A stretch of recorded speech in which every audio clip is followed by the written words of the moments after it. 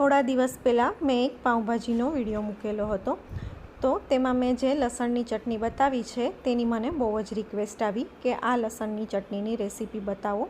તો આજે એ લસણની ચટણીની રેસીપી તમારી સાથે શેર કરીશ.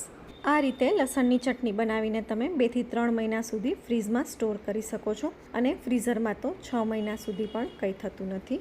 મારી પાસે ઓલરેડી લસણની ચટણી બનાવેલી પડી જ છે. આ ચટણી મેં 1 થી 1.5 મહિના પહેલાં બનાવીને ફ્રીઝમાં રાખી છે, પણ મને બહુ જ રિક્વેસ્ટ આવી એટલે મેં ફરીથી લસણની ચટણી બનાવી. એક વખત આ રીતે બનાવીને રાખી દો. જે પણ આઈટમમાં લસણની ચટણીની જરૂર હશે તે આઈટમનો સ્વાદ ડબલ કરી દેશે આ ચટણી. તો તેના માટે મેં અહીંયા સૌથી પહેલાં લસણની કળીઓને ફોલીને ધોઈને એકદમ સરસ કોરી કરીને પછી જ લીધી છે.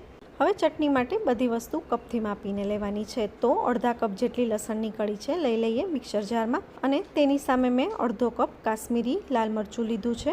અહીંયા તમારે તીખું મરચું અને કાશ્મીરી એમ બંને અડધા અડધા લેવા હોય તો તે પણ ચાલે, અને એકલું તીખું મરચું નાખવું હોય તો તે પણ ચાલે. હવે નાખવાનું છે મીઠું. તો મેં અહીંયા 1 થી 1.5 ટેબલ સ્પૂન જેટલું મીઠું લીધું છે.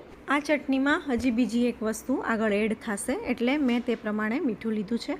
આ ચટણીમાં મીઠું થોડું ચડિયાતું રાખવાનું, જેથી ફ્રીઝમાં સ્ટોર કરીને રાખીએ તો ચટણી એવી ને એવી રહે જ્યાં સુધી પૂરી ન થાય ત્યાં સુધી. તો પહેલાં ચટણીને મેં એક વખત કોરી પીસી લીધી છે, પણ એકદમ સરસ ફાઇન પેસ્ટ તૈયાર કરવાની છે આ ચટણીની. તો હવે થોડું પાણી એડ કરીએ. ચટણી એકદમ સરસ સ્મૂથ પીસાઈ જાય તે રીતે જ પાણી એડ કરવાનું છે, બહુ વધારે પડતું પાણી એડ નહીં કરવાનું.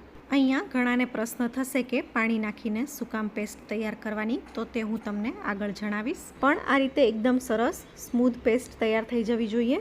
હવે એક પેનમાં તેલ ગરમ કરવા માટે મૂકી દઈએ. તો મેં અહીંયા 1/4 કપ જેટલું તેલ લીધું છે. 5 કપ તેલ છે. જે કપથી આપણે મરચું અને લસણ માપીને લીધું છે તે જ કપથી મેં 5 કપ તેલ લીધું. હવે તેલ ગરમ થાય એટલે ગેસની ફ્લેમ સ્લો કરીને પીસેલી લસણની ચટણી એડ કરી દઈએ. હવે લસણની ચટણી પીસવામાં આપણે પાણી શું કામ નાખ્યું તે તમને અહીંયા જણાવું. જો પાણી નહીં નાખો અને કોરી લસણની ચટણી તમે તેલમાં નાખશો તો લસણ અને મરચું બંને તરત જ બળી જશે, અને પછી લસણની ફ્લેવર અને લસણનો ટેસ્ટ બંને નહીં આવે જેવા જોઈએ તેવા. એટલે જો થોડું પાણી નાખીને આ રીતે પીસેલી ચટણી હશે તો તે ધીમે ધીમે તેલમાં પાકશે અને તેના લીધે લસણની ફ્લેવર અને ટેસ્ટ બંને જળવાઈ રહેશે. લસણવાળો કપ ધોઈને મેં થોડું પાણી એડ કર્યું છે ફરી. હવે ગેસની ફ્લેમ એકદમ સ્લો રાખીને ચટણી તૈયાર કરવાની છે. પીસતી વખતે અને પછી ઉપરથી જે કાંઈ પણ પાણી આપણે એડ કર્યું તે પાણી બધું બળી જવું જોઈએ, અને તેલ એકદમ સરસ છૂટું પડીને ઉપર આવી ન જાય ત્યાં સુધી ચટણીને એકદમ ધીમા ગેસ પર થવા દેવાની છે. તેલ છૂટું પડીને ઉપર આવી ગયું છે, પણ મને અહીંયા થોડું તેલ ઓછું લાગે છે તો મેં ફરી થોડું ગરમ કરીને તેલ એડ કર્યું. ચટણી તમે બોટલમાં ભરો અને ઉપર તેલ રહે તેટલું તેલ તો હોવું જ જોઈએ, તો ચટણી એકદમ સરસ રહેશે જ્યાં સુધી પૂરી ન થાય ત્યાં સુધી.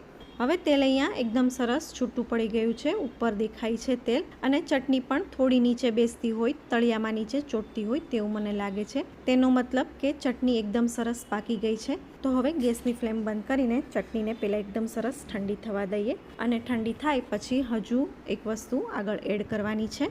ચટણી એકદમ સરસ ઠંડી થઈ ગઈ છે. તો હવે જે પણ બોટલ કે બાઉલમાં ભરવી હોય તેમાં કાઢીને હવે એડ કરવાનો છે લીંબુનો રસ. ચટણી એકદમ સરસ ઠંડી થઈ ગઈ છે. આ રીતે તેલ ઉપર રહેશે એટલે ચટણી એવી ને એવી રહેશે જ્યાં સુધી પૂરી ન થાય ત્યાં સુધી. હવે મેં અહીંયા એક મીડિયમ સાઇઝના લીંબુનો રસ એડ કરી દીધો. લીંબુનો રસ અહીંયા પ્રિઝર્વેટિવનું કામ કરશે, એટલે ચટણી જ્યાં સુધી પૂરી ન થાય ત્યાં સુધી એવી ને એવી રહેશે. બજારમાં જે લસણની ચટણી મળે છે તેમાં પ્રિઝર્વેટિવ તરીકે વિનેગરનો ઉપયોગ થાય છે, પણ આપણે ઘરમાં બનાવી રહ્યા છીએ તો વિનેગર વાપરવાની જરૂર નથી, લીંબુ પણ ચાલે.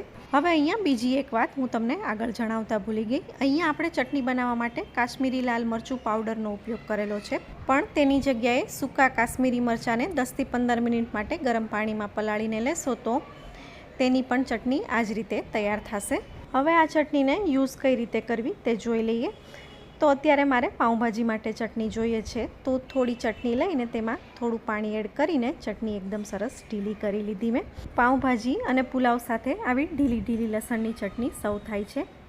બાકી પછી તો તમારે જે ડીશમાં જે રીતે ચટણી જોઈતી હોય તે રીતે તમે ઉપયોગમાં લઈ શકો. તો કેવી લાગી આ લસણની ચટણીની રેસીપી તે મને કમેન્ટમાં જણાવજો, અને જો રેસીપી ગમી હોય તો લાઇક શેર કરીને ચેનલને સબસ્ક્રાઈબ કરવાનું ભૂલતા નહીં. તો ફરી મળીશું એક નવી રેસીપી સાથે. ત્યાં સુધી આવજો.